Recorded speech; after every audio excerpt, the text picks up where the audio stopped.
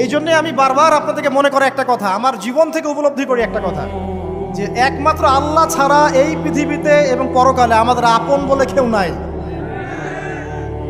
বাকি সবাই সবার স্বার্থের জন্য আছে।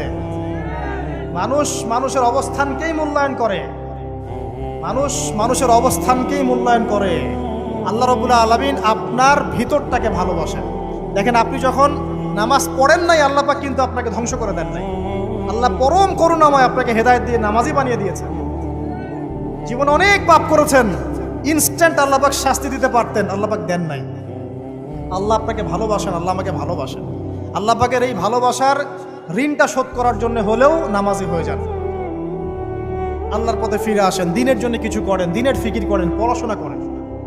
প্রিয় ভাইরা, আল্লাহ পাক তৌফিক দান করুন। দেখুন, এই রিবা থেকে দূরে থাকার জন্য একটা হাদিস যথেষ্ট, যে 4 শ্রেণীর মানুষকে আল্লাহ রাসূল সাল্লাল্লাহু আলাইহি ওয়াসাল্লাম